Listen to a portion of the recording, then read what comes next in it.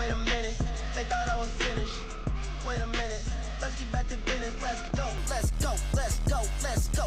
I can make a big man do the running man. I can make a poor man do the money dance. I just told the label that I need 100 bands. It's not a Game Boy, but I need it in advance.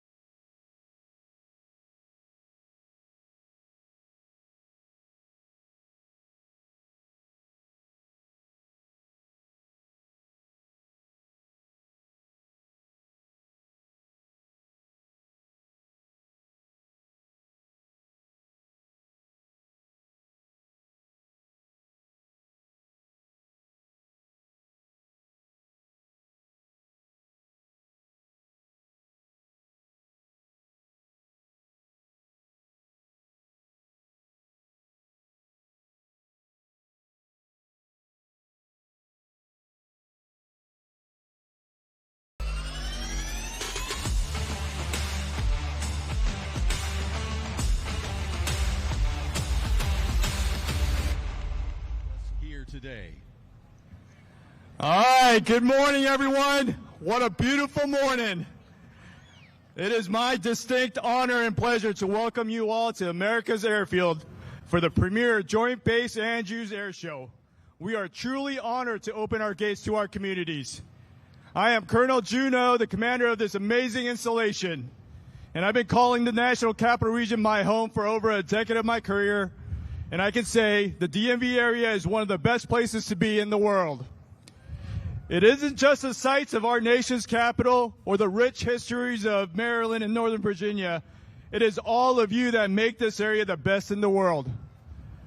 This is our chance to thank you for your support, for your communities, and for your partnership. We couldn't accomplish what we do in our missions without you. This year's theme,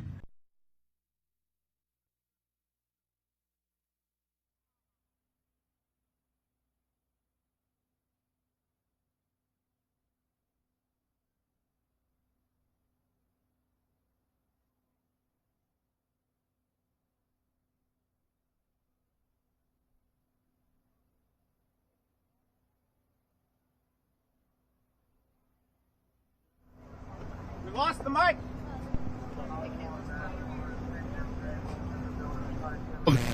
but we know we stand on the shoulders of giants, and so we honor those that came before us.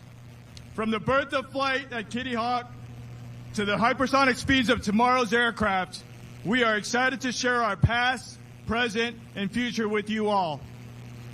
While you enjoy the aerial precisions of the Thunderbirds and the wonders of virtual reality, don't forget what moves the seal. It's our people. The air show is a testament to the dedication, skill, and unwavering commitment of our service members from every branch. For decades, we have been your neighbors and part of this community, but also a beacon of freedom and security. Joint Base Andrews is where airmen, guardians, sailors, Marines, Coast Guardsmen, and soldiers carry out critical operations every day without fail. Joint Base Andrews has evolved a lot from its humble beginnings, from the muddy fields and wooden buildings of the 1940s, supporting the P-47 Thunderbolt and the F-80 Shooting Star, to a modern airfield accomplishing internationally significant missions. But none of these missions would happen without our service members and their families, and without your support. Today, you will get a glimpse of the incredible talent, precision, and dedication. We hope we inspire this generation and the next to dream big and to do great things now and in the future. Before I hand the mic over, I would like to thank the sponsors who helped to make our air show a success. Thank you, Andrews Federal Credit Union. I see you all there. And United Airlines serving as the presenting sponsors. Also, a warm thank you to all other sponsors whose donations made this event possible. We are eternally grateful for your unwavering support to our nation service members. The weekend is going to be a blast, so please enjoy the sights, the sounds, and celebrate the men and women behind it all. Again, welcome to Joint Base Andrews, and get ready for an unforgettable air show. Thank you. Ladies and gentlemen, Commander of the 316th Wing, Colonel June O. Thank you, sir, for those wonderful remarks. At this time, would you please join us for our invocation, being presented today by Captain Charles Hugo.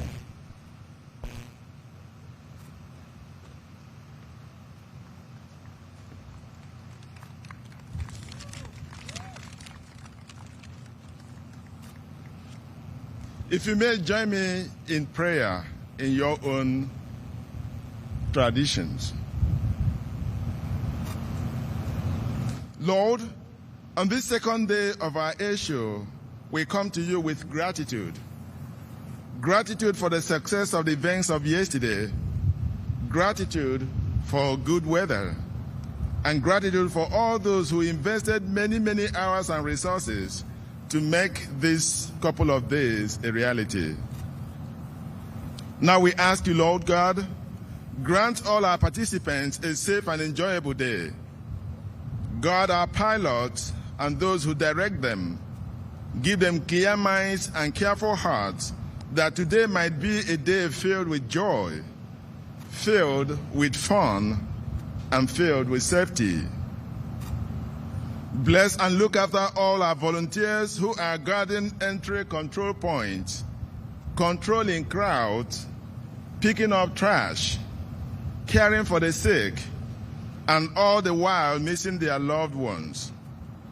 Bless them with a sense of purpose and our thanks. Finally, Lord, gather our men and women who sacrifice each day to ensure that our world knows peace. And after today's fun activities, take each of us to our different destinations safely.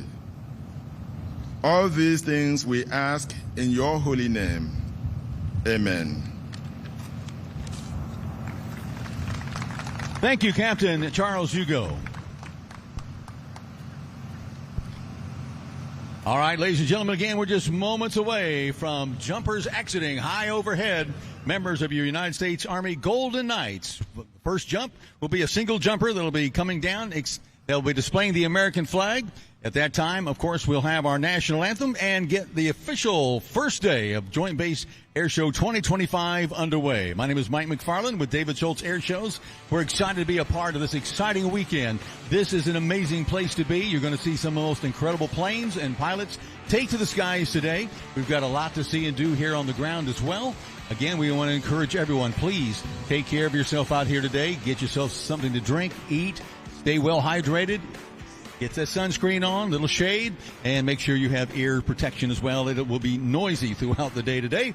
We'll try to give you a heads up when it's time to get those earbuds out, rather. Again, we're excited for this weekend. We know you are. We're looking forward to just a beautiful weekend. Couldn't have dialed up any better weather for the 2025 Joint Base Andrews Air Show. Again, our jumpers will be exiting the aircraft at literally a mile above our heads, screaming towards the earth at about 120 miles an hour. Our target is the black and gold banner you see waving at Air Show Center right out in front of the Thunderbirds. That is the target for our jumpers this morning. Anybody excited for an air show? Been a little while. It's great to be back. We're excited for this weekend. This is going to be an amazing weekend. Again, some of the best pilots, some of the most amazing aircraft. And again, all the history you'll see in the air today is going to be absolutely fascinating. You're going to take a lot of pictures. We want to make sure you share it on Facebook, Instagram, all those great social medias. Let them know, hey, this is the place to be this weekend. Joint Base Andrews.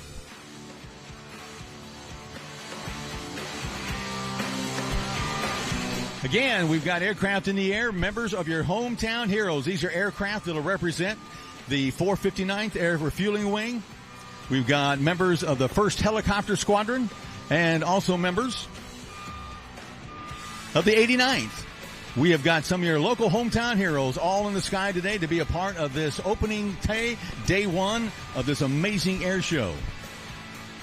Some of the amazing pilots and things you'll see out here today. You heard us talk about the United States Army Golden Knights. You'll see the United States Naval Academy jumping out of an aircraft today. Robert Smittle.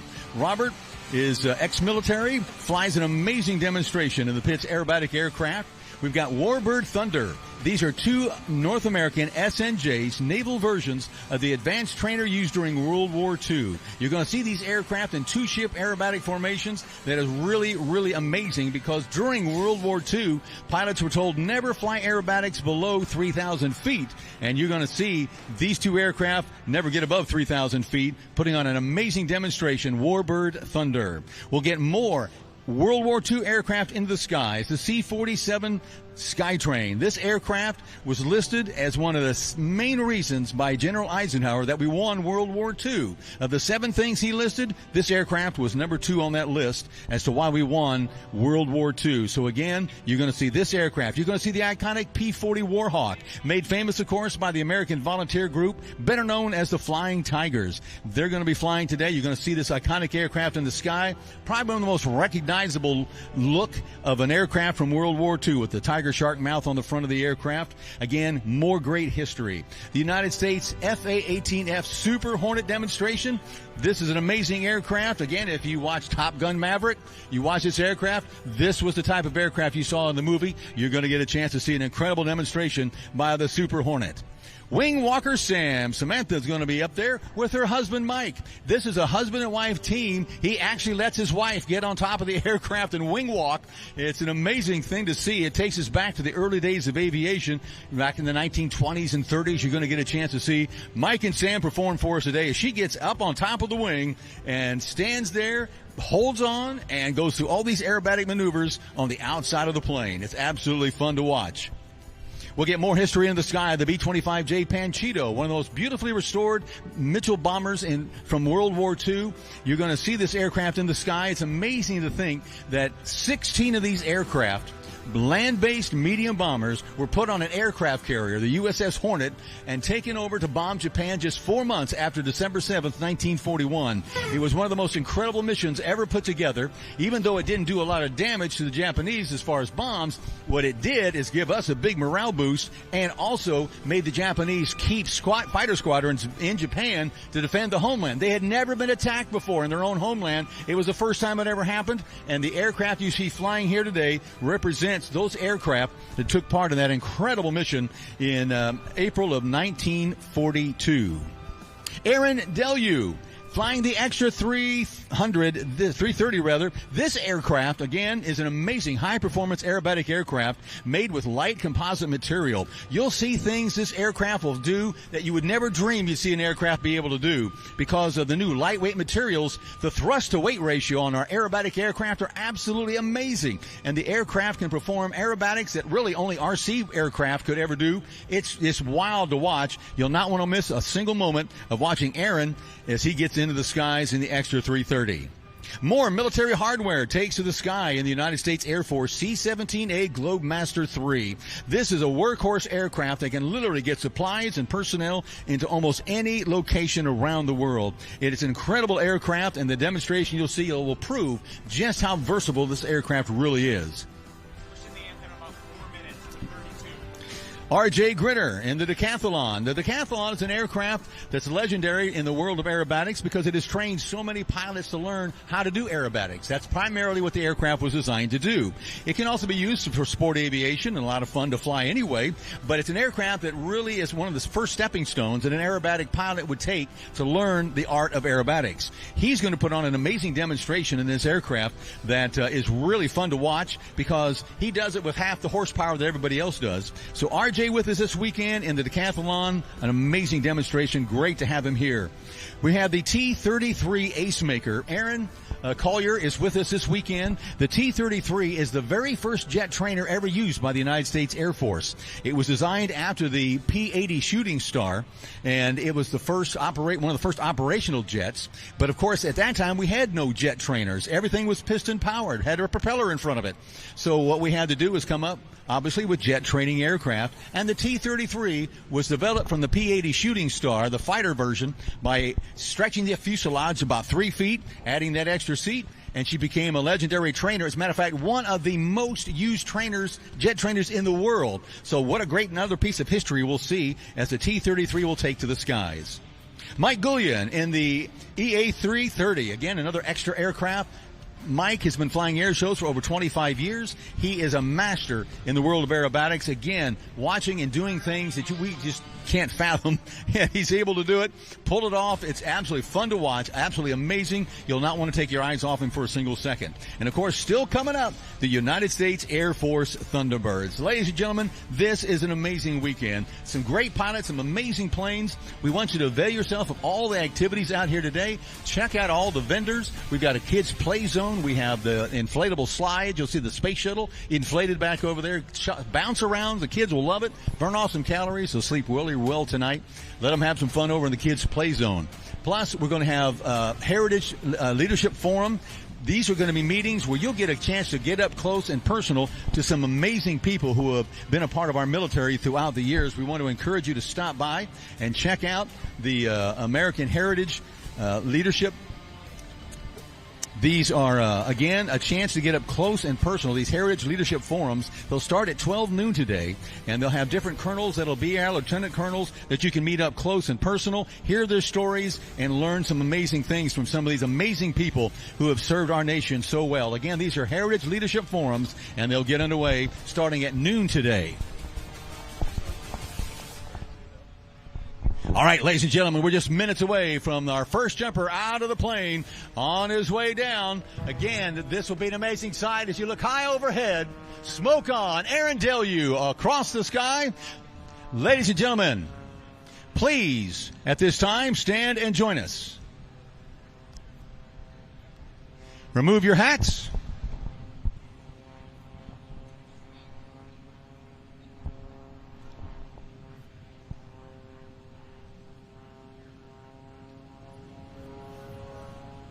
What an amazing sight. Ladies and gentlemen, at this time, please join us for our national anthem. Can you see by the dawn's early light what so proudly we hailed at the twilight's last gleaming, whose broad stripes and bright stars through the perilous fight o'er the ramparts we watched were so gallantly streaming, and the rocket's red glare, the bombs bursting in air, gave proof through the night that our flag was still there.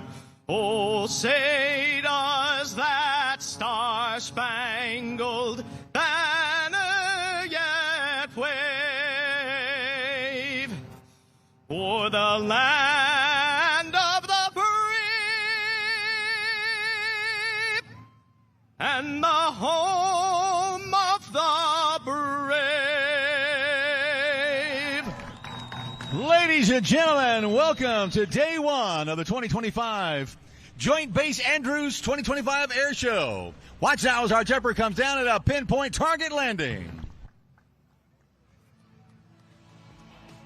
Ladies and gentlemen, a big round of applause for our jumper. Great job, United States Army Golden Knights.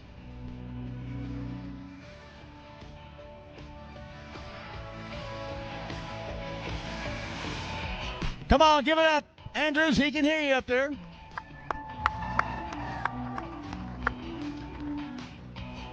What a beautiful sight, ladies and gentlemen, as we kick off day one of the 2025 Joint Base Andrews Air Show.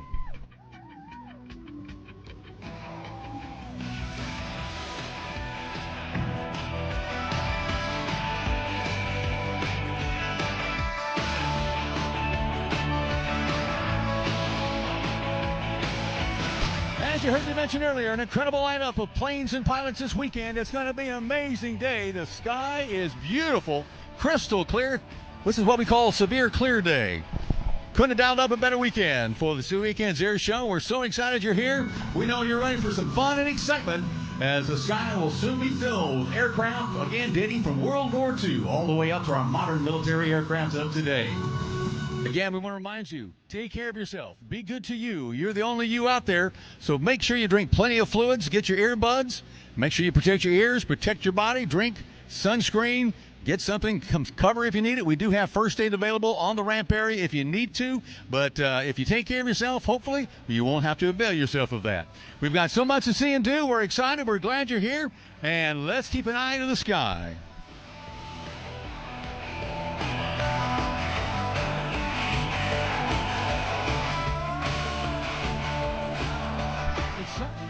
You better believe it. Aaron Delu taxiing back in. We're going to see him again a little bit later on in this incredible aircraft. Aaron, again, coming to us from the land down under, originally from Australia.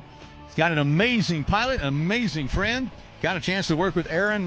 This will be the 4th air show this year with him, and he is just an amazing pilot. Fun to watch, and we want to thank him for being a part of our opening ceremonies. That was a beautiful sight, wasn't it? Plane circling around the jumper, absolutely beautiful. Perfect weather, perfect sky. Could have dialed it up and made it any better than we are enjoying right now. Again, we want to encourage you to stop by, see some of the amazing aircraft on static display. We have a number of them that are open. You can get in the C-5 Galaxy, the C-130, the KC-135, the KC-46, one of our newest air tankers with us this weekend. Take a look on the inside of these amazing aircraft. This is your chance to get up close and personal to all this military hardware that we see in the news and we hear about, but we don't often get a chance to get this close to them. So this is your opportunity to come by and ask questions. Take a look at these amazing aircraft, and if you're interested. From the early days of flight to the first step on the moon, man has relied extensively on a small deceleration device known as the parachute. Created initially to save a pilot's life as he jumped from his disabled aircraft, parachuting has evolved through modern aviation technology to become the extreme sport of the 21st century. Good morning, ladies and gentlemen. I'm Sergeant Clarissa Smith, originally from Rochester, New York. And it has been my proud honor to fly in our nation's colors on this, my 733rd free fall parachute jump. I will describe for you today a demonstration of precision free fall as performed by members of your United States Army parachute team, the Golden Knights.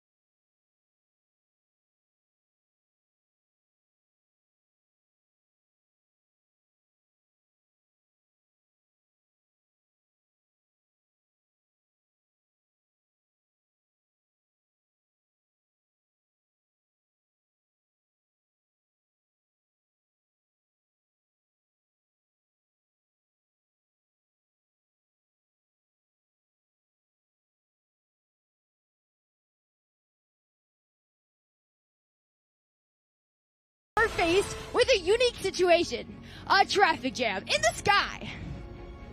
They must gain vertical separation to allow for individual approaches into the target area.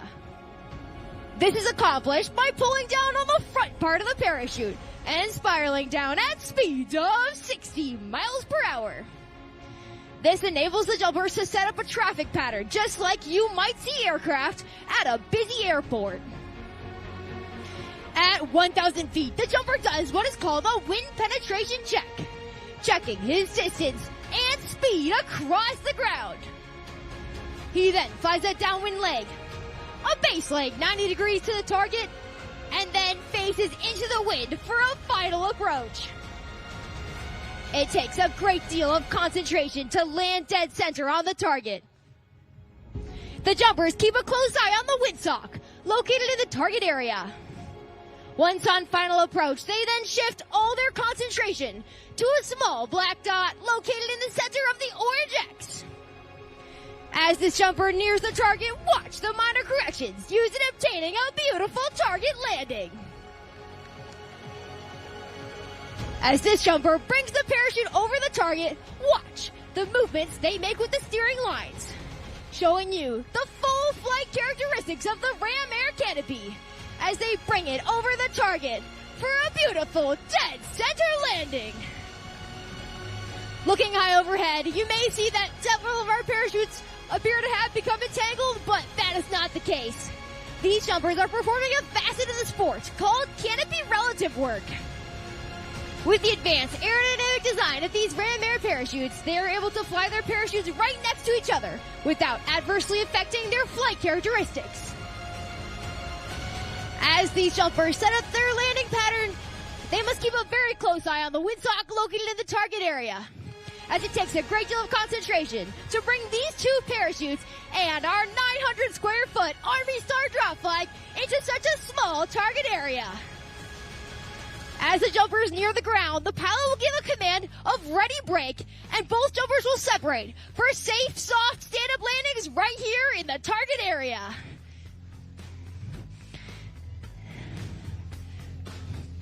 Ladies and gentlemen, this concludes our first performance for the day. And on behalf of the entire team, I would like to thank each and every one of you for being such a warm and receptive airborne audience. In closing, I leave you with this final thought. In the future, may all your days be prosperous and your nights golden! Ladies and gentlemen, give it up for your United States Army Golden Knights. That was absolutely amazing. That was a good recovery, by the way. That was a nice stop, drop, and roll. Good job. They did a great job with that. All right, ladies and gentlemen, what you think? That was absolutely amazing. We're going to see more of the Golden Knights a little bit later on this afternoon. So if you love skydiving, this is the place to be. Amazing men, amazing women. What a great organization. Had the pleasure of working with the Golden Knights for a number of years at many different air shows. Great to have them here at Joint Base.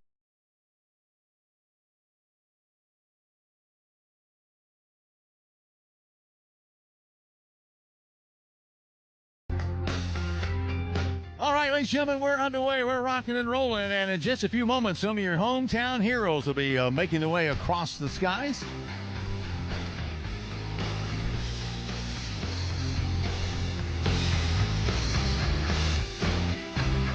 We're excited for the aircraft that will be flying here for us in just a few moments. Again, this will give us a nice look at some of your hometown heroes. We got members of the 89th Airlift Wing with us today. Flying the C-40, you're going to see members of the 1st Helicopter Squadron and the 459th Air Refueling Wing, all a part of, as they'll bring their aircraft by. These are some of the planes, of course, that they maintain, operate, and fly, and they're based right here at Joint Base Andrews.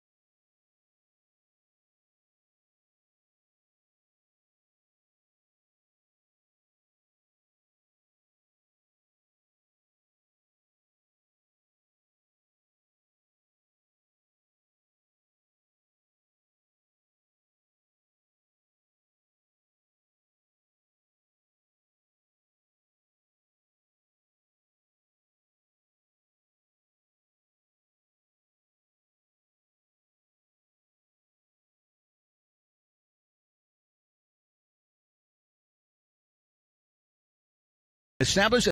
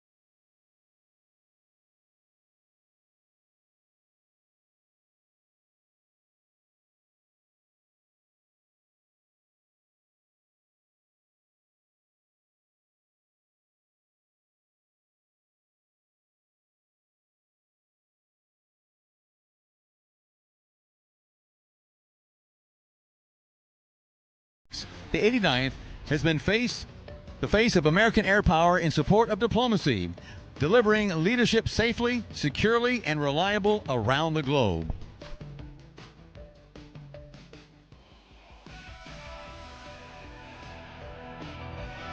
The mission exists to support the President of the United States and what are known as the top 5 customers: the Vice President, the First Lady, the Secretary of War, and the Secretary of State, and the Chairman of the Joint Chiefs of Staff.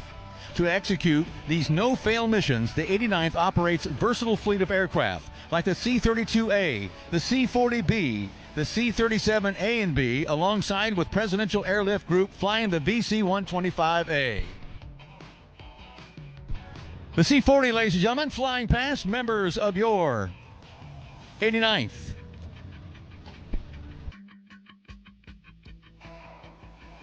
Well, if you enjoy this brief flyby, remember, from right here at Joint Base Andrews, the 89th Airlift Wing is the catalyst for American diplomacy, executing strategic and diplomatic raids, rapid global mobility operations anytime, anywhere.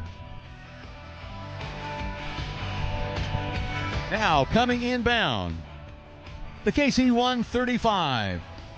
The 459th Air Refueling Wing, a wing of the Air Force Reserve Command of the United States Air Force, is assigned to the 4th Air Force.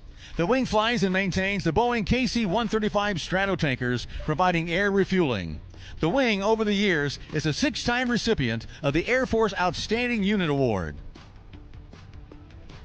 The 459th Air Refueling Wing recruits, trains, and equips its citizen airmen to fly and maintain the KC-135 Stratotanker to help the Air Force protect its interest in the air anywhere in the world.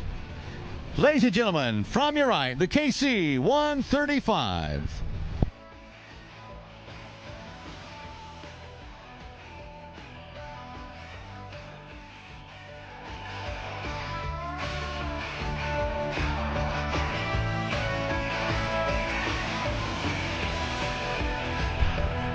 Ladies and gentlemen, how about a round for applause for our hometown heroes, the 89th, the 1st Helicopter Squadron, and the 459th Air Refueling Wing. Your hometown heroes from Andrews Air Force Base.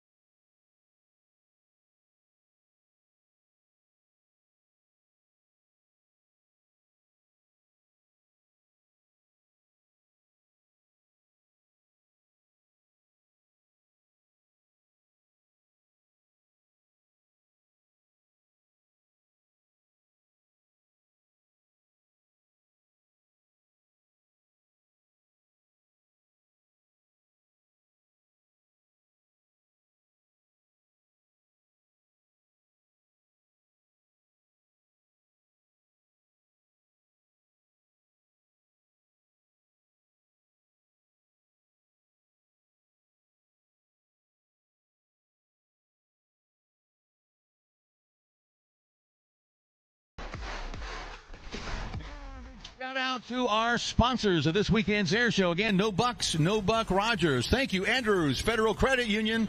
Thank you for your support for this weekend. Stop by their booth. They're located right here at Show Center. They got some goodies you can pick up. Need some shopping bags or something like that? Well, they got them. They got all sorts of good stuff over there. Stop by and tell them thank you for supporting this weekend's air show. That's Andrews Federal Credit Union. AFA, thank you for your support of this weekend's air show. AFA. United Airlines. I took United on my flight up here for this weekend. Thank you, United Airlines, for your support of the 2025 Joint Base Andrews Air Show. A big shout out to Vacation Village. Again, Vacation Village, one of our great sponsors. If you know or work with or deal with any of these companies, please tell them thank you for their support. I know they like to get the feedback from the public. Very, very important. We appreciate them so much. And we want to also say thank you to Verizon and AT&T for bringing out extra cellular towers to support this weekend's event. So again, thank you, Verizon and AT&T.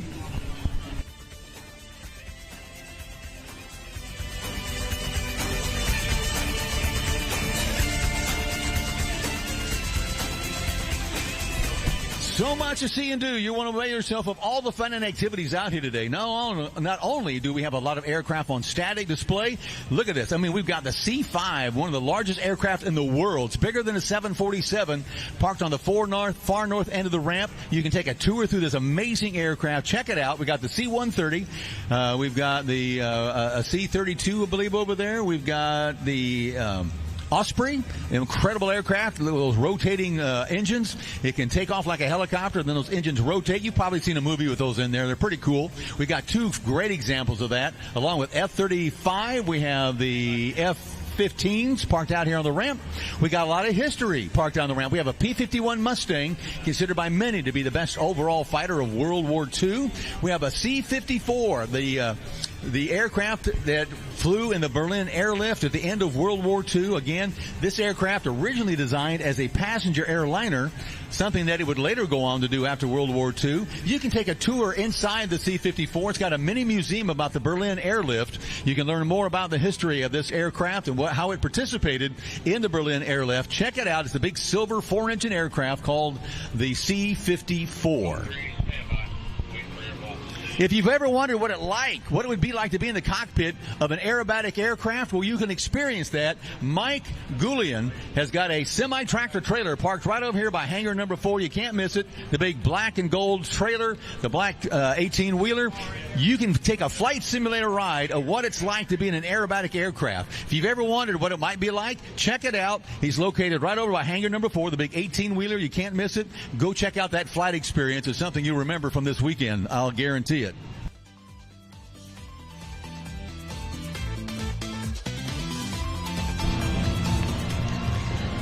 Coming up this afternoon, starting at 12 noon, we'll have the Heritage Leadership Forums. They'll be taking place in hangar number 2. This will be an excellent opportunity to meet some really amazing people who have been a part of our military, who have done so much.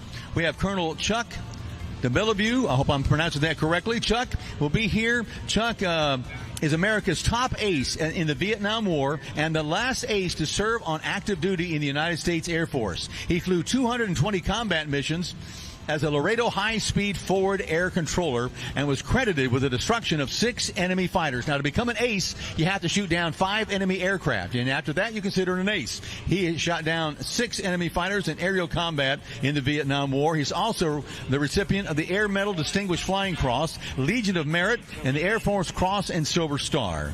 Along with Colonel Chuck, you'll see J.B. Stone. Colonel J.B. Stone will be there, along with James Bowen in the United States Air Force, Lieutenant Colonel, and Colonel Ethan Bluto Sabin. These gentlemen will be a part of our first Heritage Leadership Forum. This takes place at 12 noon, hangar number 2. From 2 until 2:30, the drill team, the United States Air Force Honor Guard drill team, will be with us. The Air Force drill team mission is to showcase drill performances at public and military venues to recruit, retain, and inspire airmen. They support Air Force Recruiting Service as an official ambassadors in blue. Check it out over by hangar number 2. If you love that precision military with the rifles flipping and flying and all that, it's amazing to watch. Again, the United States Air Force Honor Guard drill team performing at 2 o'clock this afternoon at hangar number 2.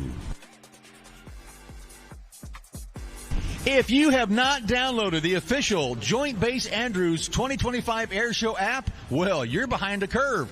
Get up to date. Go on your Play Store. Go where you download your apps. It's good on Apple. It's good on Android. All you have to do is go into your app store, dial it up, look for Andrews Air Show, okay? That's the easiest way to find it. Just type in Andrews Air Show. It'll take you right to the app. Download that app. You can use it to get schedules, information about things like the Heritage Leadership Forum that I've mentioned before. You can also walk around. You'll notice on the ramp area we have signs with QR codes. Scan those QR codes. It'll give you more information about what you're looking at there. And again, all the information you need is on the Joint Base Andrews Air Show official 2025 Air Show app. Again, Andrews Air Show. All you have to type in, it'll take you right to the app. Download it. You'll find it super convenient and easy to use. Check it out. What a great thing. I mean, that's one of the first air shows I think I've done that has its own dedicated app. It's absolutely amazing. Take advantage of it.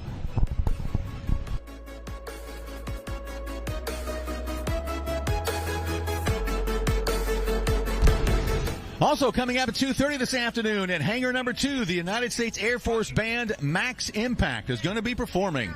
Max Impact, stationed at Joint Base Anacostia Bowling in Washington, D.C., is one of 6 musical ensembles that form the United States Air Force Band. Featuring 6 active duty musicians, Max Impact regularly presents high-intensity performances throughout the nation and abroad. So check that out. Max Impact performing starting at 2:30 at hangar number 2.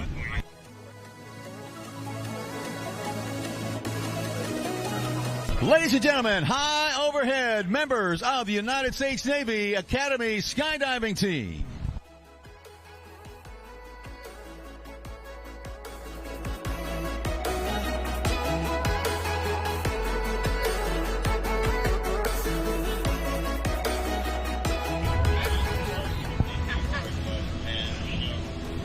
Great looking over the skies over Joint Base Andrews. Great to have the United States Navy Academy skydiving team with us this weekend.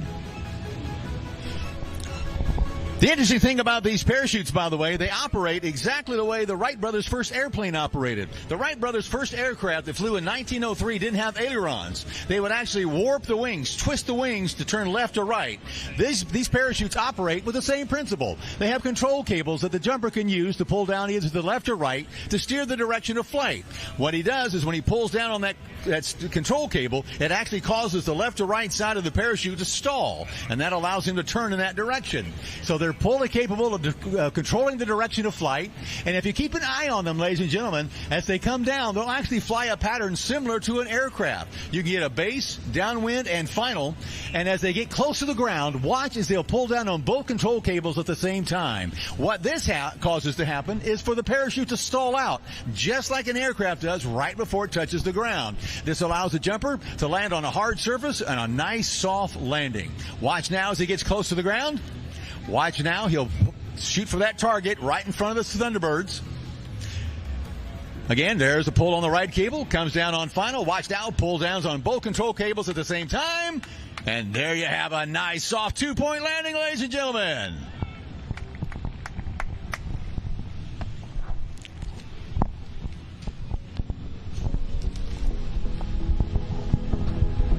Over the course of 4 years, midshipmen at the Academy complete an undergraduate degree while undergoing continuous morale, mental, and physical military development to prepare them for commissioning. The Naval Academy's parachute team is one of many unique opportunities midshipmen can experience during their 4 years.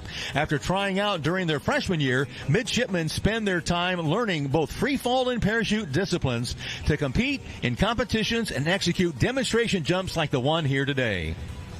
The team is currently composed of 22 midshipmen that have over 3,500 skydives.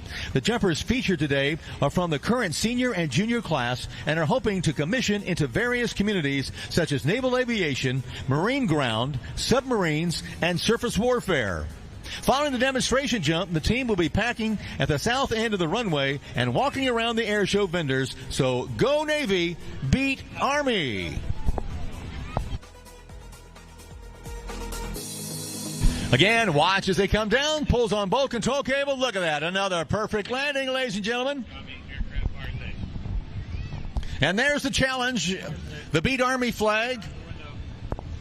The Golden Knights didn't take that too well. I mean, it's on. I mean, it's on like Donkey Kong between the Army and the Navy. And when they saw that beat Army flag, they kind of took that personal. But that's okay. Little friendly competition as our jumpers now make their way towards the target landing. Look at this. Pulls down on both tables. The parachute stalls out. And another nice, perfect landing. Ladies and gentlemen.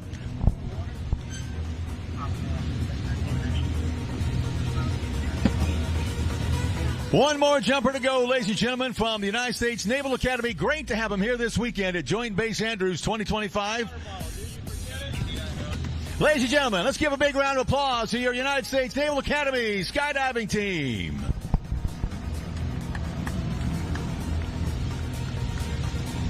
And another perfect landing, ladies and gentlemen. A great job by the United States Navy Academy skydiving team.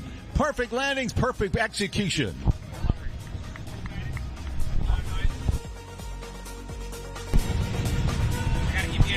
Great to have him here this weekend with us. As a matter of fact, I'm going to take just a few moments while we got a moment or two. How many veterans do we have in our audience today? If you're a veteran of any of our armed forces, would you please raise your hand? Veterans, please raise your hand. Now, the rest of us, let's put our hands together. Let's thank these amazing men and women for their service to our country. Thank you. Thank you to all our veterans. You are amazing. Thank you for serving our country.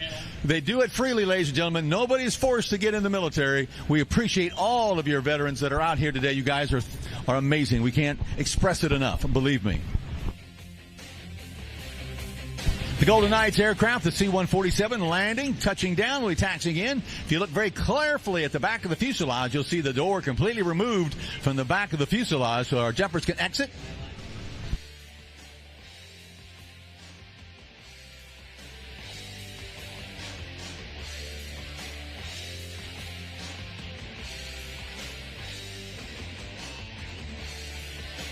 We are just getting things warmed up at the 2025 Joint Base Andrews Air Show.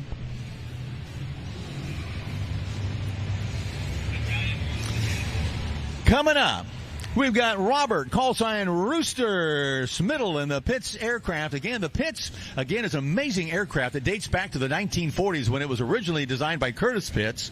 The aircraft, of course, used for sport aviation for many, many years and went on again to dominate the world of aerobatic competition in the 1960s and 70s and is still the favorite mount of many air show performers. As a matter of fact, a number of them will take a basic Pitts aircraft, do some modifications, like give it from 2 to 4 ailerons, which ups the performance, put a little heavier engine out on front, a little more horsepower for kick, and you've got an incredible air show performing aircraft like you'll see here today. And Aaron is with us. Aaron's going to be calling the shots. Aaron, you ever wonder what is going on up there? Why someone would want to do all this? No, actually, because I'm his student and I do it too, so we're all crazy. Well, somewhat crazy, but it's so much fun. So much fun. Aaron, how long have you, now you said you're learning aerobatics? Yes, I'm learning aerobatics. I've been flying with Rooster for 2 years now. I got my license 2.5 years ago, so I pretty much immediately started flying around with him. So, yes, crazy. And we also have, I'm going to give a shout out, we have another, I know at least one aerobatics student out here, conveniently also named Aaron, but he's here with his family, sitting out here. Awesome. Hi, Aaron. Other Aaron. Awesome. So what got you interested in aerobatics? What clicked that trigger? I had a hard time envisioning myself only flying around to get the $100 hamburger. So I thought it would be something interesting to do, kind of like a structured flying program. Like growing up playing sports, there's different levels and things. So I think it's a good way for people who learn how to fly to kind of level up and have different goals that they can work towards. Well, and it's also a great way of learning how to become comfortable in an uncomfortable situation. Exactly. It really helps you envision and learn how to use the airplane in the full envelope and not be...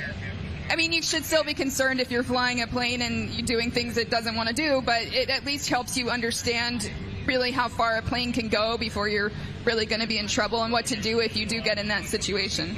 Yeah, because, really, civil aviation, especially, it's a very safe way to fly. And if you understand those principles, those aerodynamic principles, you don't panic as much when that propeller quits spinning or something goes wrong. Right. It's like, any type of job training. If you have a dangerous job or, you need to work on skill set, you do training. Cops go in the field. They do practice shooting and things like that. So when the event happens, you have some training to fall back on, and you know what to do when you get into unexpected situations. So do you see yourself maybe one day becoming an air show pilot? I don't know. We'll see. Well, I guess I'm crazy enough. We'll see what happens. Well, Rooster does. I've seen Rooster before, and of course his videos are online. Some of the stuff he does in that pits is really amazing. I mean, I've not seen a lot of other pits people do some of that type of aerobatics. He's really fun to watch. Yes, the plane you'll see him fly is rated to +6 and -3 Gs, and Rooster really pushes the entire envelope of that airplane. And here he is. He's going to take off and go out and hold, and then he'll come back around. But the little red plane taking off now, there's Rooster. He really pushes as hard as he can to do all of the things that plane was designed to do. So, yeah, you'll see he tries hard to think up new things all the time. He's always coming in and saying, Aaron, I was working on something the other day. What do you think? Hey, watch this. Yeah. Yeah. No, exactly. he'll be climbing out to altitude here in just a few moments. He's what we call an air start. That means that many of our performers actually get into the air and start by already coming down into flight. Some performers will actually start from the ground, and Robert will take his pits. Again, we've been seeing some pretty big airplanes out. He looks pretty small out there, but what you're going to see is some amazing flying as he gets up to altitude. Yeah, you can probably fit a lot of those pits inside that C5 over there. A lot of them. You know, one of the interesting things about the pits airplane, though, of course, pilots will always tell you you don't stop flying a pits until the engine shuts off. That is correct. That is true with, of course, any airplane, but especially of tailwheel airplanes, and especially of the pits. They can be very squirrely, so you want to make sure you're on the rudder the whole time and paying attention. Well, and because the front landing gear is so narrow, they're not very far apart, so it does make it a little tricky. Yes, the front landing gear is narrow. The plane is low to the ground. It has a lot of horsepower. Everything's small and quick and happens quickly. Good or bad, yep. So Robert, again, will be up to altitude here in just a few moments. We're going to get some high-performance aerobatics from him. Now, Robert is ex-military. That is correct. He is a retired 3-star Marine Corps general. I heard some shouts out. Do we have some Marines in the audience today? Where's my Marine Corps? Right. There we are. I know we're at an Air Force base, but they do let Marines on here sometimes. All right, we're going to find out the real Marines out there. All right, Semper Fi. There they are. Come on, now we found you. Some. All right. Yes, of course, he always wants to give a shout out to all of our Marine Corps, active duty, reserve, and retired. A beautiful day, ladies and gentlemen. Hope you're enjoying yourself. This is what we call a severe clear day. I mean, we can still see the moon up there. One of the targets. Got to interview Nick Hague yesterday. That was really cool. Brigadier General. Yeah, how did that go? What did he have to say? Yeah, he was with us. Warbird Thunder taking off in the North American SNJs. During World War II, this was an advanced trainer. If you were in the Army Air Corps, it was called the T-6 Texan. The Navy called it the SNJ. These are two SNJ versions of this advanced trainer you're going to see also performing here today. I have a fun fact for you here. My grandmother was a pilot in World War II with the Women Air Force Service Pilots, and she flew that T-6 that is out here with the Warbird Thunder. So she actually flew one of them. Yep, she flew the T-6. That's awesome. That is awesome. The Wasps were amazing. That was it was an amazing time in our history. It really was. Indeed. But she flew it when it was a new plane, so that's pretty cool too. That's one of the coolest things. You talk about neat things about history in World War II. Was there was a woman that flew the submarine Spitfire. Yes, in World War II, and one of the planes that was restored and they flew to her to surprise her was a plane she had autographed during World War II. Wow, and she only flew one of them and autographed it. That plane survived. That's amazing. That's amazing. She autographed it again 80 years later. That's amazing. Yeah, so these aircraft are about 80 years old now, but when my grandma flew it, it was only 6 months old. Yeah, you can find parts. Wild. Takes a lot of work to keep some of these classic Warbirds in the air because you can't run down to the aviation parts store and find parts for a T-6. That is true. And they do take a lot of work and effort to maintain, but wow, what an effort. And you're going to see some of those beautifully restored World War II planes in the sky today. Yes, they also use up a lot of oil and a lot of fuel and a lot of smoke oil. So those T-6s, our SNJs that just took off, have 25 gallons each of smoke oil. And we've always talked about the fact that with a round engine, if there's no oil leaking out of it, there's no oil in it. So exactly. They're used to leaking, but again, they are amazing aircraft. And by the way, ladies and gentlemen, in case you're wondering, the smoke trail that comes off behind these aircraft is a biodegradable oil. We're not messing up the atmosphere. I believe Rooster is starting his routine. If you look high and to the right, everybody, here comes Rooster diving into the box with the smoke on.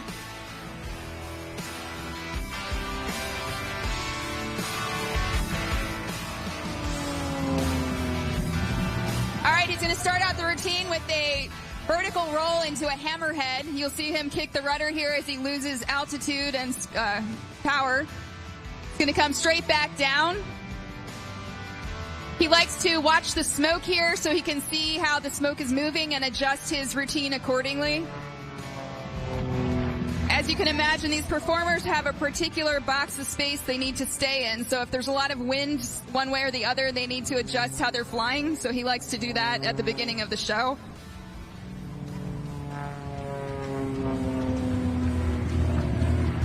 If you see anything cool, make sure and give a nice shout out. I can hear you up here for the most part. Rooster always likes to know Aaron, what did the crowd like? So if you do see something cool, make sure and give a shout out and I will report back to Rooster. I think he's going to do some point rolls across here.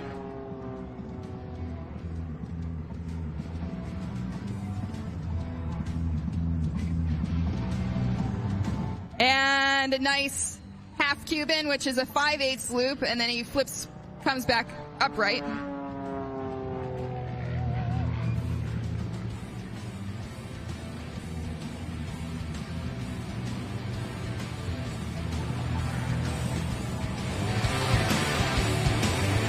Was cool. I heard some people cheering for that one. Very cool. He's always changing his routine up to adding snap rolls, adding Lomshevox, tumbles. So as we mentioned,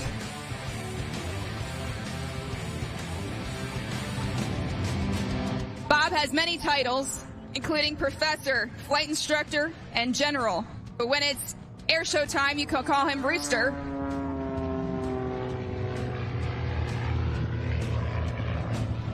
Rooster is his call sign he earned flying for your United States Marine Corps. I know, I hear some shouts. I know there's some Marines out there. All right. You can hear this nice engine when he comes across the front of the crowd here. Rooster hails from Connecticut. He's a retired Marine Corps Lieutenant General. That's 3 stars. He's a recipient of the Distinguished Flying Cross with Valor device for his service in Desert Storm. And he holds a PhD. He teaches national security and cyber studies.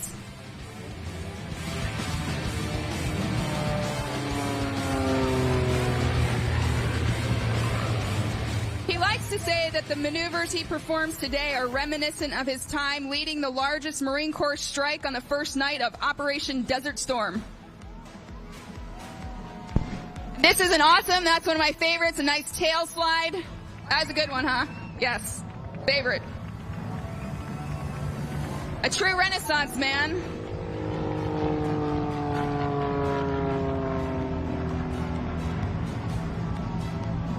Rooster can just as easily converse about aviation as he can about French philosophy. And if you get him going on one of his favorite topics, he will keep talking. You know how those flag officers are.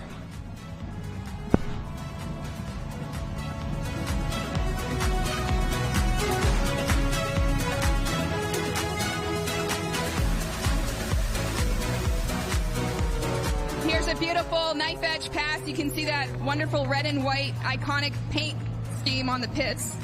They're great for pictures. He'll do another one of those at the end of the routine.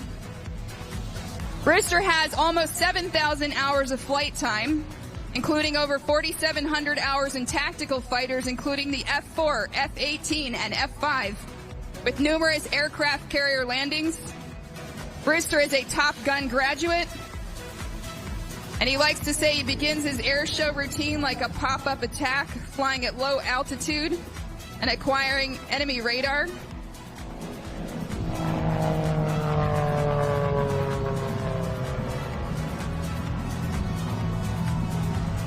If you've seen any of the Top Gun movies, then you know the kind of maneuvers that Rooster performed during actual combat. And this is the real rooster, not the movie rooster.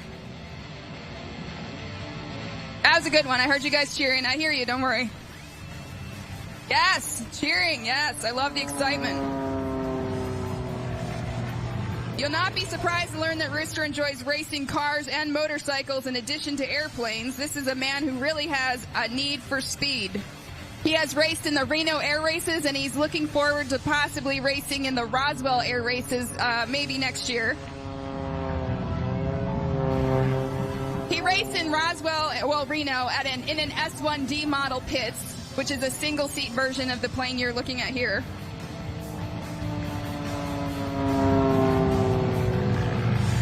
This plane you're looking at here is a certified S2B 1984 model with a 6-cylinder Lycoming AEIO 540 engine with 260 horsepower.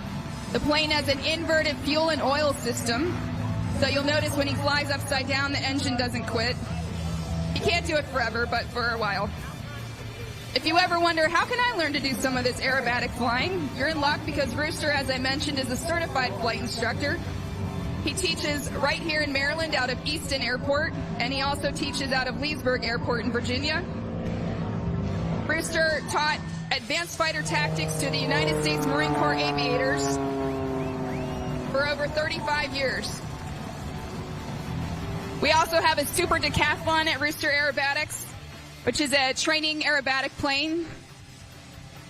So we have pilots flying both of them.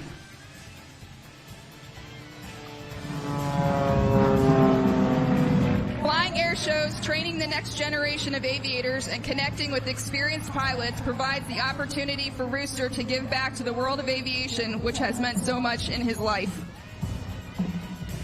If you want to follow along and share any pictures or videos you take today, please tag us at Rooster Aerobatics on Instagram.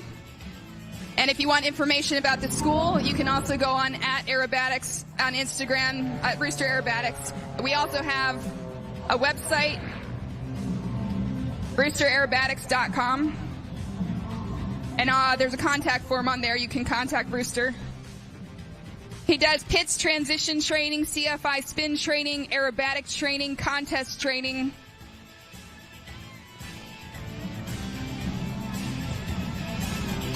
And he's having students come from all over the country these days to train in the pits with him.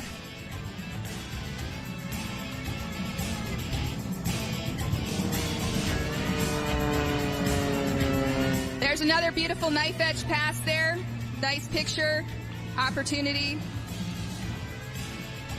And again, please share any pictures or photos on Instagram. We love to have them, and I try to repost the ones I get. And I know we have some photographers out here today that have seen him before, and I appreciate you all being here and taking great photos. We love it. Obviously, it's hard to take pictures when you're in the show, so we appreciate it. And I want to say, of course, a shout-out to, again, all of our Marine Corps active duty reserve veterans and all of our other branches, Coast Guard, Navy, Air Force, Coast Guard, Navy, Air Force, Army, and our first responders, any veterans, active duty reserve. Thank you all for being here. Thank you for bringing your families and supporting the air show here. We have some awesome stuff coming up, right? What's next? Warbird Thunder, I think. Thank you, Aaron. Ladies and gentlemen, give it up to Aaron. She did a great job, didn't she? Fantastic. All right.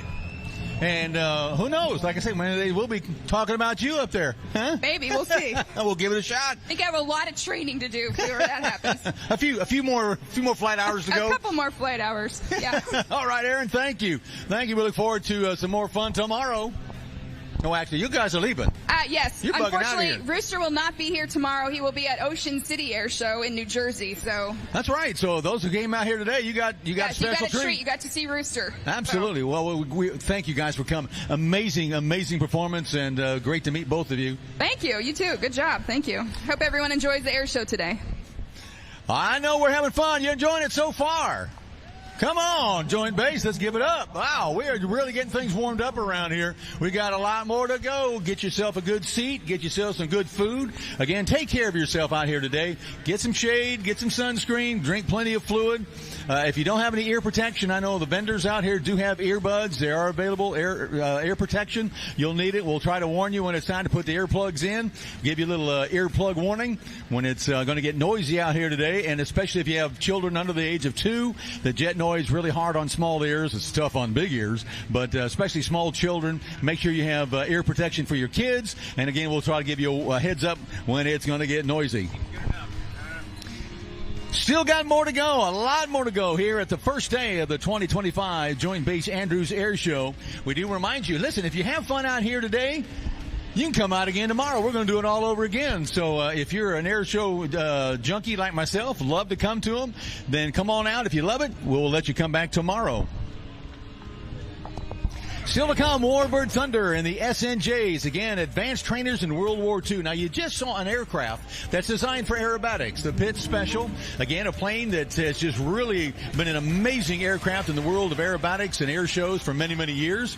But what you're about to see now, ladies and gentlemen, are two very big and heavy World War II training aircraft that dates back 80 years ago. These are SNJs built by North American Aviation. If you're in the Army Air Corps, you called it the T-6 Texan during World War II, and shortly after, the Navy would call the aircraft something different. So again, you have to kind of know that the Army Air Corps called it an AT-6 Texan, advanced trainer, and then the Navy called it an SNJ. Now, these aircraft are or were built for the Navy, so they are actual SNJ aircraft built for the Navy during World War II. If you're in the Royal Canadian Air Force, you call this aircraft the Harvard. So you might hear those names expressed. It's all the same aircraft, basically, with only a few slight modifications. But it's an incredible aircraft. They weigh over 5,000 pounds, and what you're about to see is really amazing because, again, high-performance aerobatic aircraft are designed to maneuver and move and snap and roll very quickly. But this is a big World War II trainer, and during World War II, air cadets were told never, ever, ever fly below 3,000 feet and do aerobatics. But what you're about to see here today are two of these amazing aircraft flying in formation, performing aerobatics well below and never getting above 3,000 feet. So Warbird Thunder coming your way in just a few moments. We'll get more of the classic Warbirds into the air. We have a C-47, better known as the DC-3 if you're a civilian pilot. The DC-3 and the aircraft that you'll see here today are just amazing. As a matter of fact, the C-47, one of the most legendary aircraft of all time, still being used all around the world today. All right, ladies and gentlemen, let's get ready. We're just seconds away from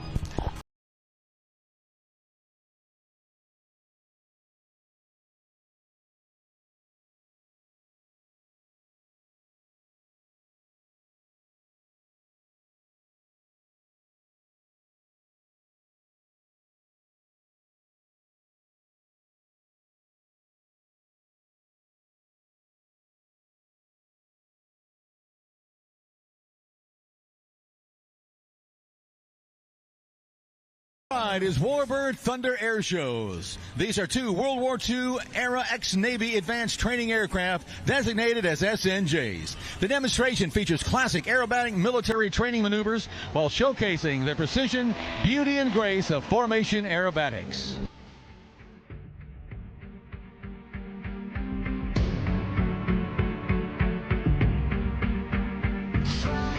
The oldest aerobatic maneuvers is called the Classic Loop, first performed in 1913.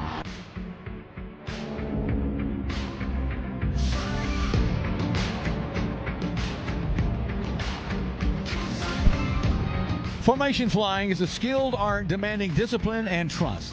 Formation is designed to allow a group of aircraft to operate in proximity to one another with a high degree of safety. In order to deconflict and have that safety, the aircraft join on or flying off one another must have separation in three different axes: lateral separation, vertical separation, and horizontal separation. So the aircraft flying formation, another must spread out laterally, step down vertically, and fly slightly behind the lead aircraft at a 30 to 45 degree angle. For most of the performance, Warbird Thunder has 3 to 4 feet separation.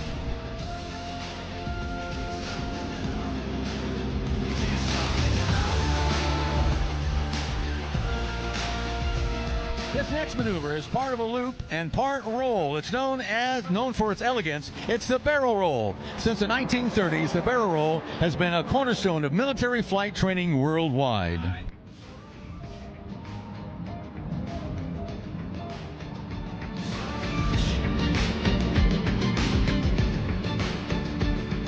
In the 1940s, Navy and Marine Corps aviators had a few nicknames for the SNJ. It was called the Pilot Maker because of its role as a trainer, or sometimes Old Growler, due to the distinctive signature sound, but it was most often referred to as the Jaybird.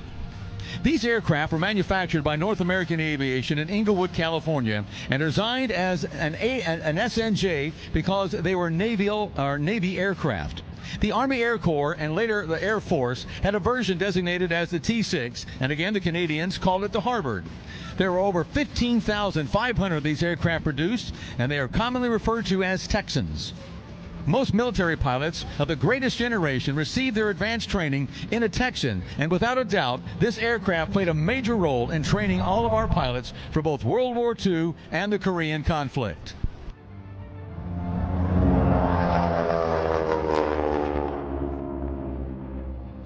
Notice that the formation has changed. Warbird Thunder is what is now called a close trail formation. An aileron roll is a very common maneuver, but rarely flown while in close trail formation.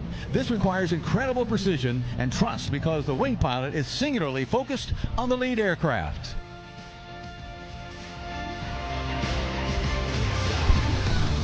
The United States phased the Texan out of military service in the mid-1950s, but service continued for decades in developing countries. The Texan served at least 63 nations worldwide. It was usually a training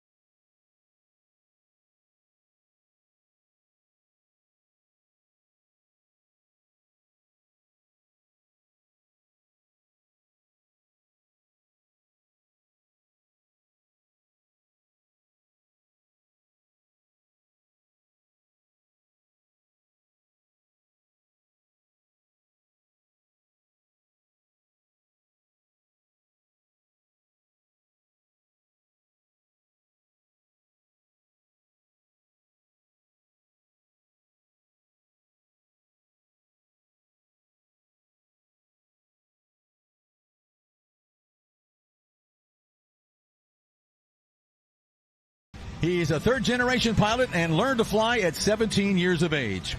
With his naval aviator father as a flight instructor, CT earned flight time, flight instructing, towing banners, and also flying charter and freight. He's flown for well over 110 models of different aircraft and has been flying for over 37 years. The number 2 pilot, known as the wing pilot, is Buck Eberhardt. He resides with his wife in Miami.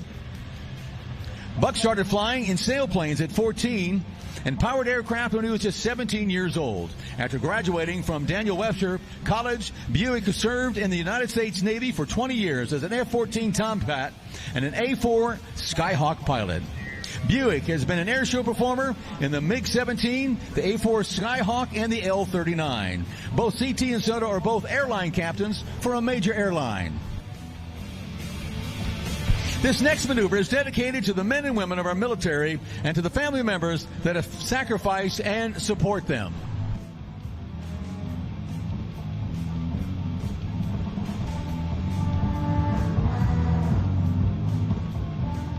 Watch now as Warbird Thunder approaches from your right.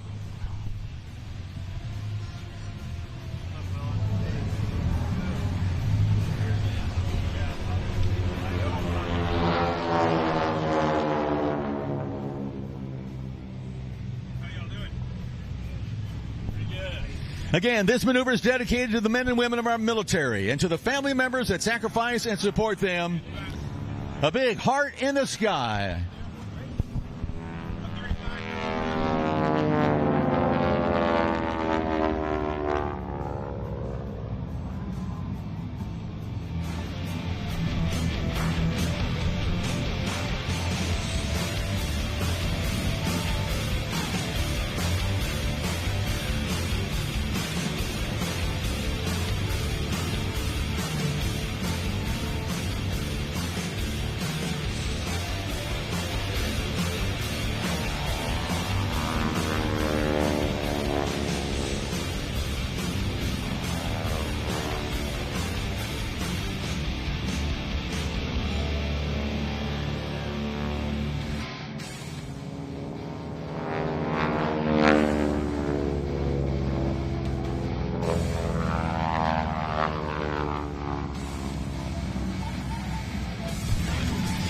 Paul Gleaton handles the Warbird Thunder's maintenance and ground support.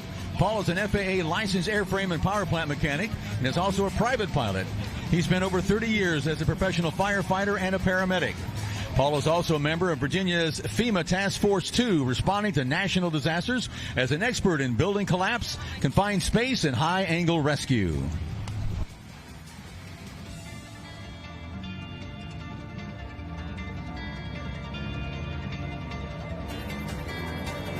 The Texan is both rugged and durable. These SNJs, made in 1942 and 1943, respectively, are over 80 years old and are equipped with front and rear cockpits with full pilot controls in both seats. Usually, the student will usually sit in the front seat with the instructor in the back seat. The Texan has a maximum speed of 240 miles an hour, a gross weight of 5,300 pounds, and is powered by a 9-cylinder R1340 radial engine manufactured by Pratt & Whitney.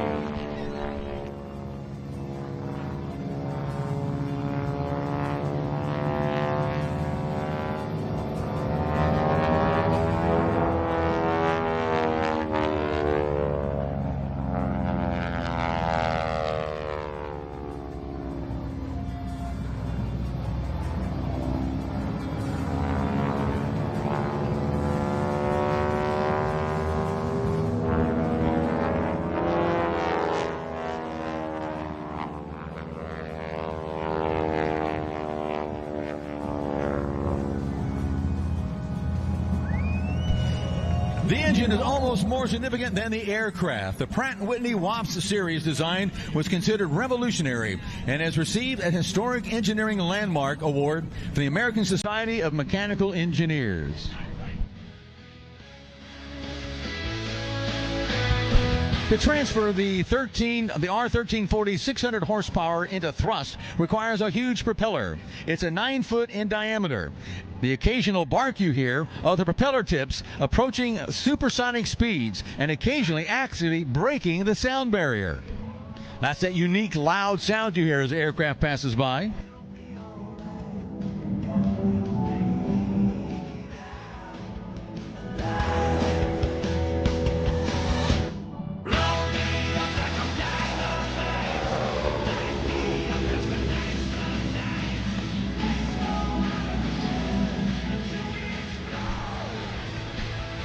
A beautiful barrel roll in the SNJs.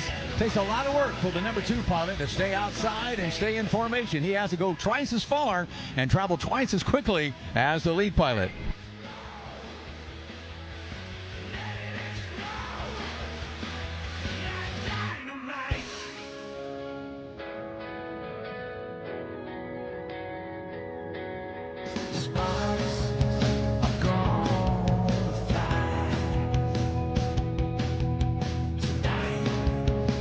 Warbird Thunder Air Shows appreciates your support on social media, where you can view great pictures, watch exciting in-flight video, and often see behind the scenes of what it takes to make an air show team fly.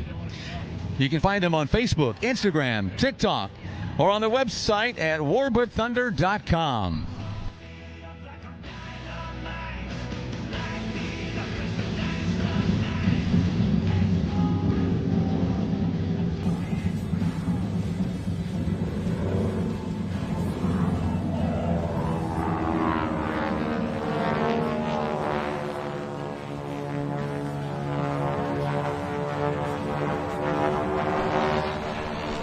Again, you can see how the number 2 pilot has to roll and move that aircraft twice as far as the lead pilot. Again, beautifully done.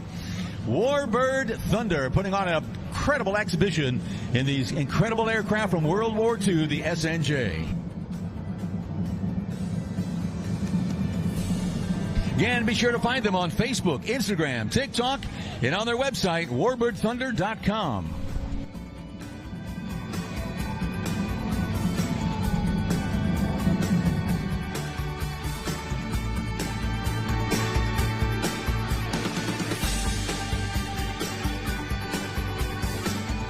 Smoke on approaching from the right. Chris Thomas and Chris Orr, your pilots for Warbird Thunder.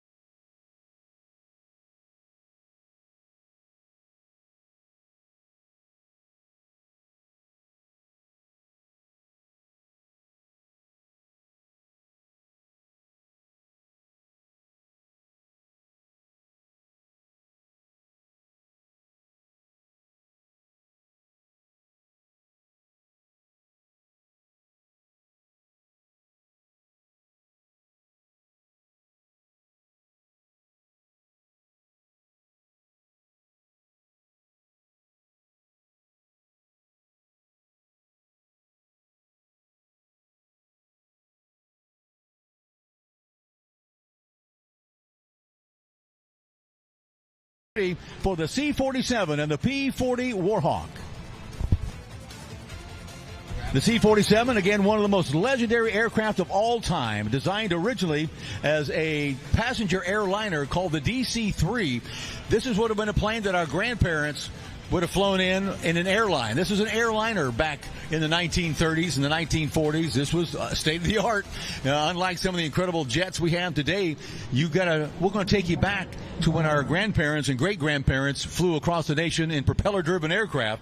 And the DC-3 was one of those most legendary planes that did the workhorse work during World War II.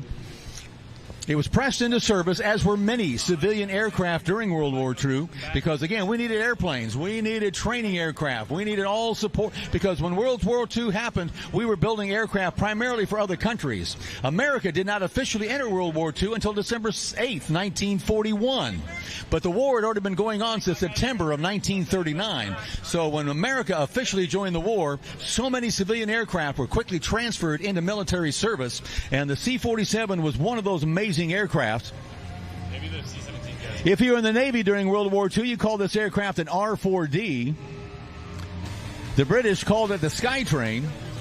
And a matter of fact, its history is absolutely amazing. As you heard me mention earlier, that General Dwight D. Eisenhower, commander of Allied forces in World War II, listed 7 things he thought were the top reasons why we won World War II. The C-47 was number 2 on his list. Again, getting supplies and information where it's got to go is vital to any ground campaign, and this aircraft is one of those that got the job done, getting supplies, getting personnel into the war zone. Matter of fact, thousands of paratroopers, hundreds and thousands of pounds of cargo. This aircraft still goes strong today. They actually have a program, a company that will allow to modify a C-47. They'll put turboprops, replace the radial engines, rebuild the airframe to zero time, and the C-47, the DC-3 with turboprop engines are flying around the world today. They're amazing, still going strong. An aircraft, you got to realize, ladies and gentlemen, that was built in the 1930s and 40s. And because of its amazing design, rugged ability, incredible performance, the aircraft still is flown around the world today. The P-40 Warhawk, into the skies one more time, ladies and gentlemen. This classic aircraft from World War II, one of the most iconic aircraft from World War II. Of course, that distinctive tiger shark mouth painted on the front. Absolutely amazing, of course, made famous by the American Volunteer Group, better known as the Flying Tigers.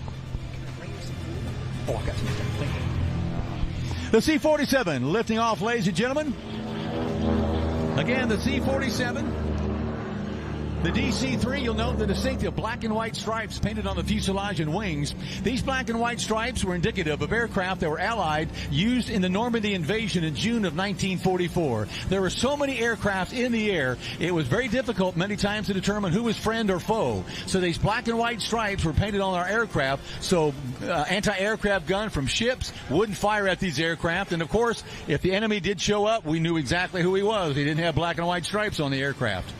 The aircraft you see flying today are a part of the American Airpower Museum Warbird aircraft that for over 90 years, the current home of the American Airpower Museum at Republic Air Force was established as Fairchild Flying Field, and its aircraft manufacturing added to the Farmingdale aircraft to a long legacy of people, places, and companies that would make New York's Long Island the cradle of American aviation. Today, no American aviation museum with such a unique squadron of operational warbird aircraft and has more appropriate setting for its time. On display in and around the same hangars and flying off the very same runways that dispatched Thunderbolts and the United States Air Force's premier jet bombers of their era into service. This legacy setting allows the public to immerse in the history of aviation and watch these planes roar to life and take to the skies over Long Island. Founded in 2000 through the gracious and hard work of our founder, Mr. Jeff Kleiman, this family and the incredible dedication and help of then New York State Governor George Pataki bring aviation history to life to honor our veterans. The legacy of local aviation pioneers, the men and women who built and flew the aircraft, and the legacy of New York's part in the arsenal of democracy through the 20th century and today. Ladies and gentlemen, the P-40 Warhawk. The legacy Curtiss P-40 Warhawk fighter was manufactured by Curtiss Aircraft Company in Buffalo, New York, through its entire production run from 1939 until 1944, and first flew in 1938. An improvement on the Curtiss P-36, the P-40 was one of the first fighters to incorporate an inline liquid-cooled V-12 motor, which replaced the radial engine of most common fighter aircraft. From your right, the C-47. Flown this weekend in honor of the 76th anniversary of the service and sacrifice of the crews of the 9th Troop Carrier Command and painted in the markings of D-8, flown by the 439th Troop Carrier Group on D-Day. The aircraft also flying pays tribute to the men of the 101st and 82nd Airborne who on the night of June 5th and 6th, 1944, jumped from C-47s just like the one that you see here today.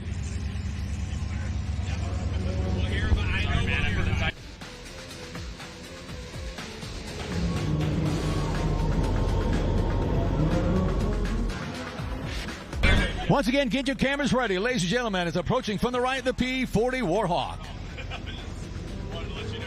The P-40 you see here today was delivered to the United States Army Air Force in 1943 as a P-40M and will be transferred to the Royal Canadian Air Force that same year. While the RCAF service, this P-40 was used as a Western Air Defense Sector aircraft. The distinct sound of that Allison engine on the P-40 Warhawk. Again, one of the few aircraft that actually fought from the beginning of World War II all the way to the end. All right, Air Force historians, out there who may or may not know, who was the first to put a shark mouth on the P-40? Brits in North Africa, but technically the Germans. You can't answer. You already know. You're from the museum. The museum doesn't count. Anybody up here know? Anybody know who? Not you either. You're from the museum too. You know. All right. Who knows who first put the shark mouth on the P-40? Wasn't the Flying Tigers, believe it or not. It was the British. The British did it in North Africa. Actually put the shark's mouth on there first.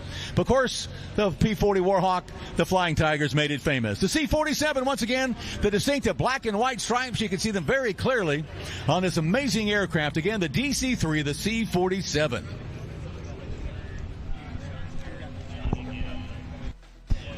The C-47 you see here today was produced in 1944 and delivered to the United States Army Air Force and would be transferred to the RAF after its arrivals in England in April of 1945. It would service with the RAF through 1949, and records and photographs document its participation in the Berlin airlift, similar to the C-54 we have here today that also participated in the Berlin airlift. If you want to learn more about it, go inside the C-54. It's a little flying museum with information about the Berlin aircraft, Berlin airlift, and how the C-54 played a big part in that, along with the C-47. This aircraft would see combat in the 1950s during the Indochina War while in service with the French Air Force in Vietnam. It would eventually see its longest military service in the Israeli Air Force and was only retired finally in 1996, having a long record of military service.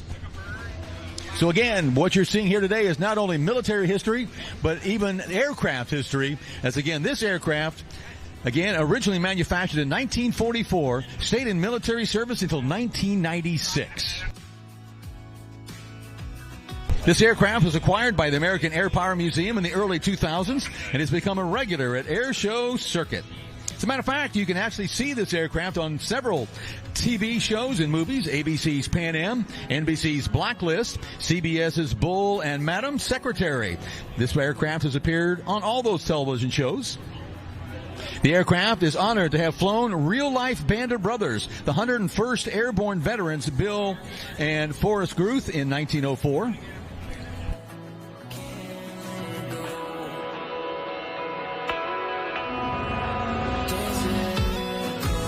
So again, real American history, ladies and gentlemen, the P-40 Warhawk touching down.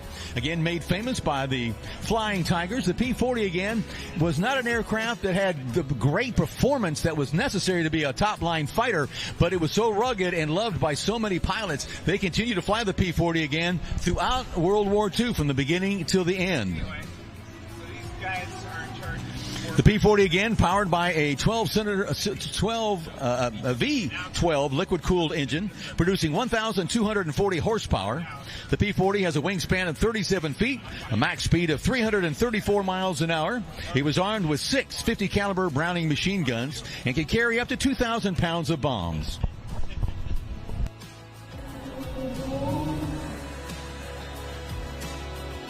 The P-40 first saw combat with the British squadrons in the deserts of North Africa during the combat starting in June of 1941. Made one of its biggest contributions in the Southeast against the Japanese in the South Pacific.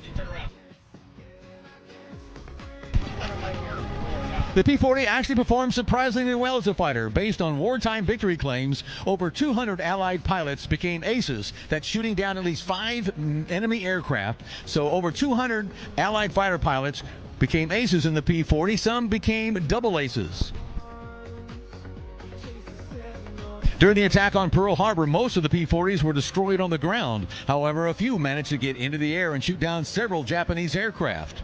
The first confirmed victory by the United States Army Air Force unit over a German aircraft in World War II was achieved in August of 1942 by a P-40. The famous 99th Fighter Squadron, better known as the Tuskegee Airmen or the Red Tails, flew the P-40 for their first 8 months in the Mediterranean theater of operation. The versatile P-40 would serve until finally being retired from military service by the Brazilian Air Force in 1958. Inbound for landing, the C-47. Again, an amazing aircraft, ladies and gentlemen.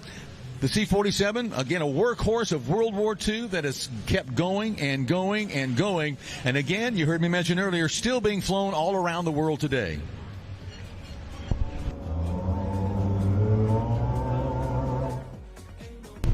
The history, the sights and sounds of World War II, ladies and gentlemen, it's just absolutely amazing to watch aircraft that were designed, built, flown 80 years ago, still going strong. As a matter of fact, a lot of these aircraft, if we put the guns back on them, the hard points, I guarantee you a lot of these aircraft could go back into combat and do exactly what they were designed to do 80 years ago. A big wave to the P-40 Warhawk up close.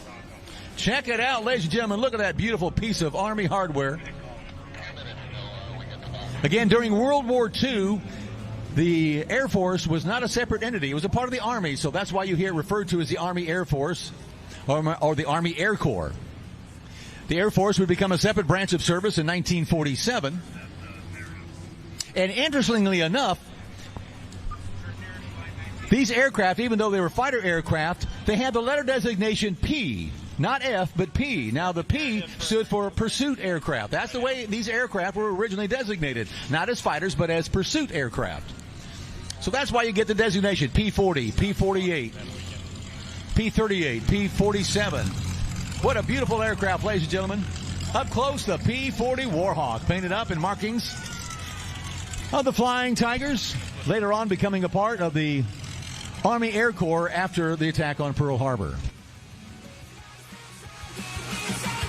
All right, ladies and gentlemen, we're going to go up in time as we get ready to turn the airspace over to the United States Navy F-18 F Super Hornet demonstration. And by this way, this is your earplug warning alert. Earplug warning alert.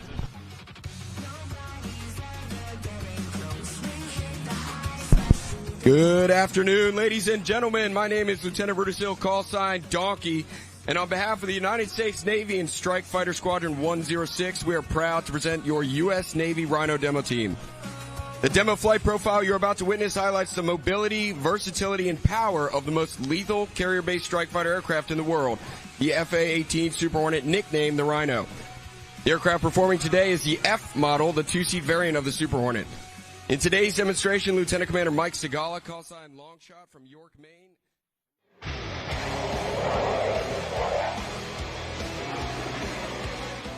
I'm Lieutenant Commander Mike Segala, call sign Longshot. I'm a member of the East Coast Rhino demo team, part of VFA 106 based out of NAS Oceana. We're here with 8 maintainers, 2 F-18 Super Hornets, and then 3 other aircrew, and we're excited to perform for you guys. Ladies and gentlemen, from the right, the Super Hornet high-speed pass.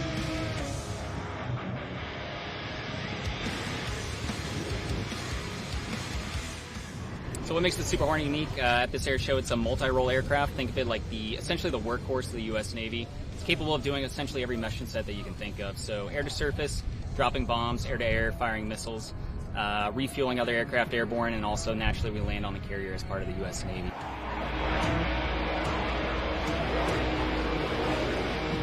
Ladies and gentlemen, from the left, the min radius turn.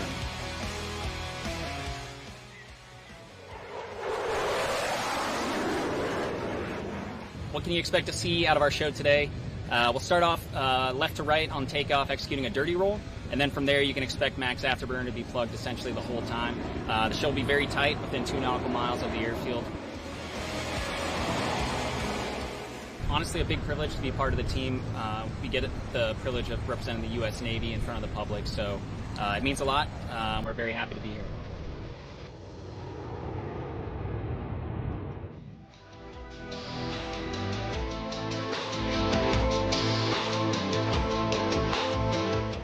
Longshot and Scooter are now setting up for the flat pirouette, where they will demonstrate the Super Hornet's unique ability to operate at slow speeds and high angles of attack. Watch us execute a maximum performance loop away from the crowd, and then command the nose through over 540 degrees of turn, all while remaining parallel to the ground.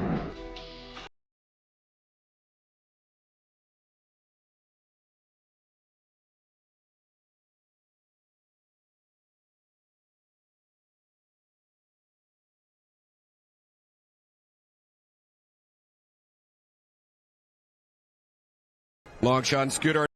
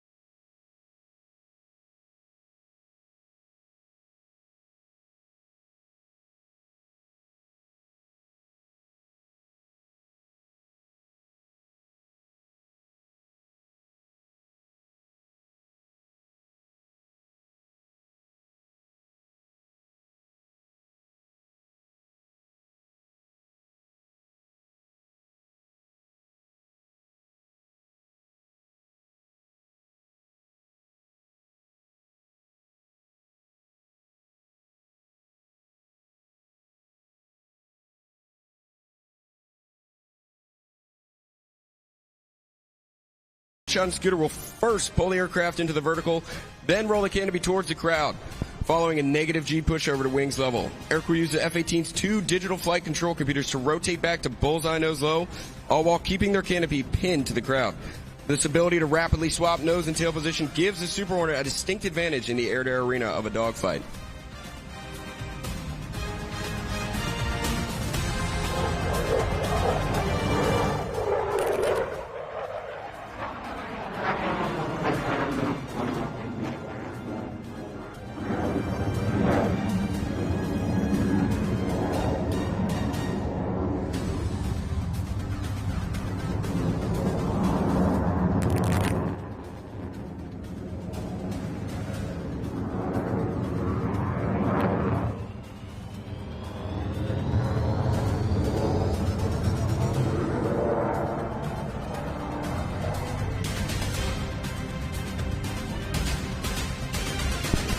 Longshot and Scooter are now setting up for the square loop. As the Super Hornet approaches show center at 350 miles per hour, Longshot will rapidly reposition the nose 4 times, flying a distinct square path through the sky. Ladies and gentlemen, from the left, the square loop.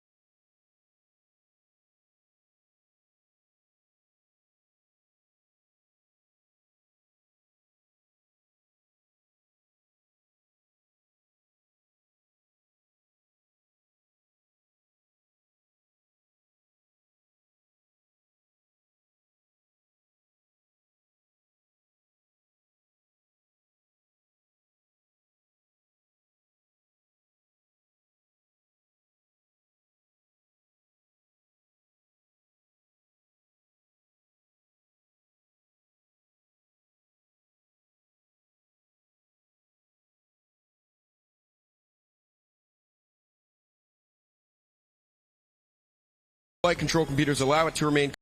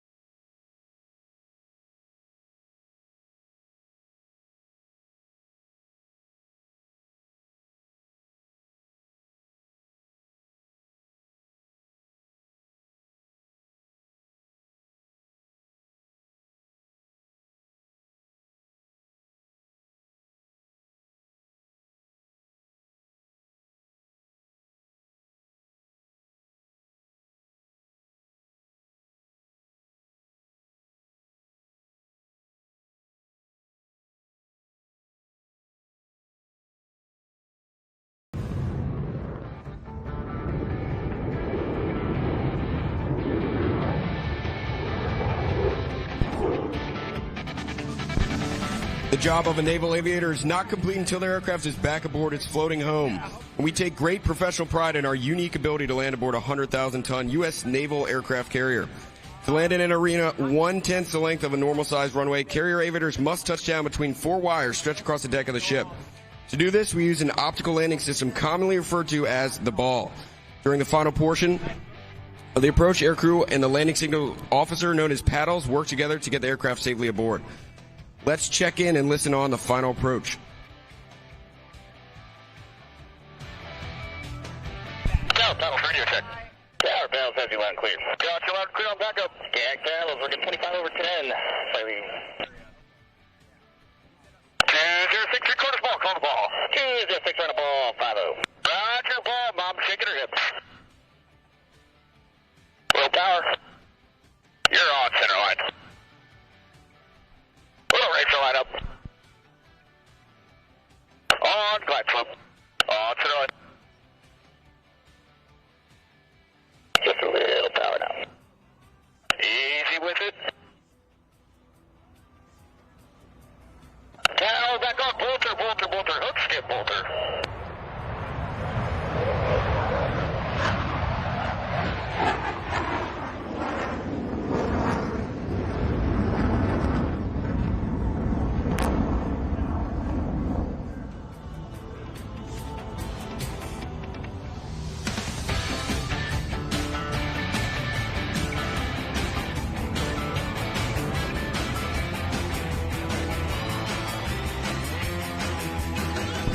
Ladies and gentlemen, get your cameras ready. Longshot and Scooter are now setting up for their photo pass.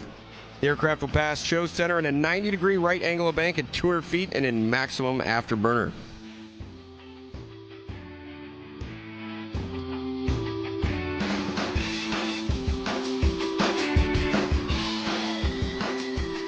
Ladies and gentlemen, from the right, the Super Hornet photo pass.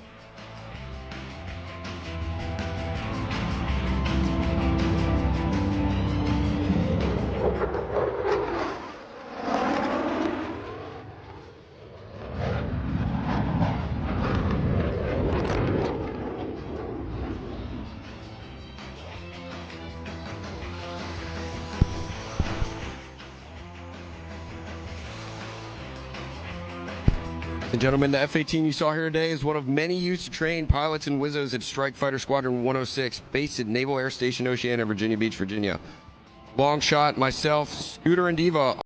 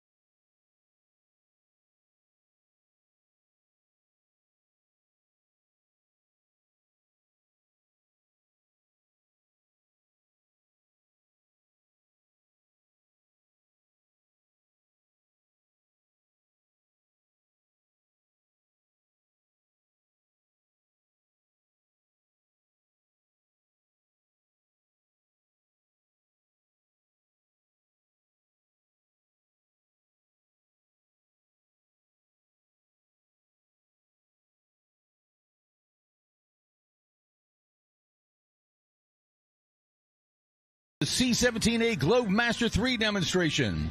R.J. Gritter and the decathlon. More aviation history, military aviation history. The T-33. Craig call sign. What's Craig's call sign? I got it around here somewhere. Craig's going to be flying the T-33. This takes us back to the early days of Army naval, I'm talking about Air Force aviation, when we're getting jets. This will be the one.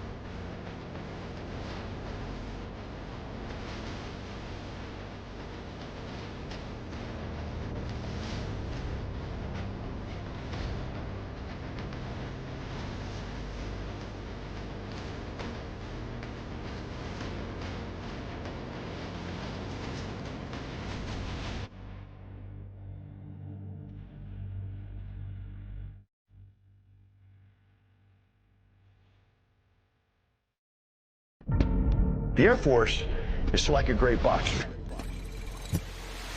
When you've got a bad guy considering doing bad actions, the Air Force is the most responsive. So we got the ability to pop the jab. But if not, we're already back in fighting stance. And you know what? We haven't committed hundreds of thousands of forces over there getting entangled in something that may take us years to get out of and loss of blood and treasure.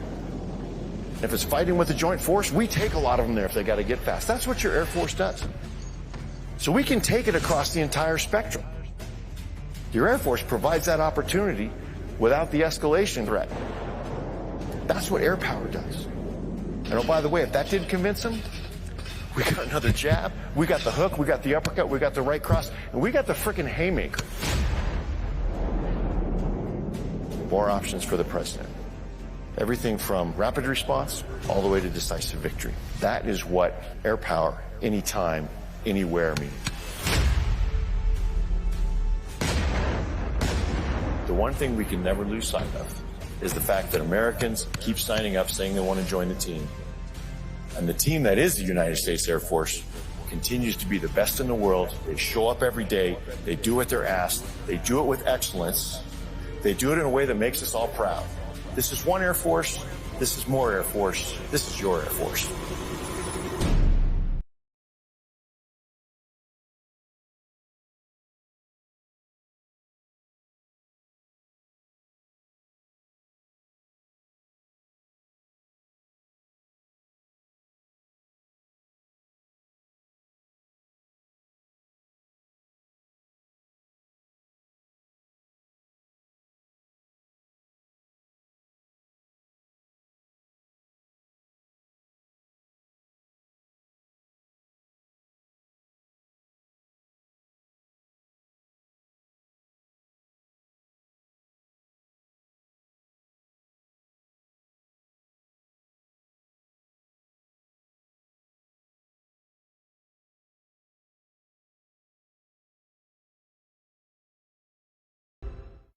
Get the green light to take off.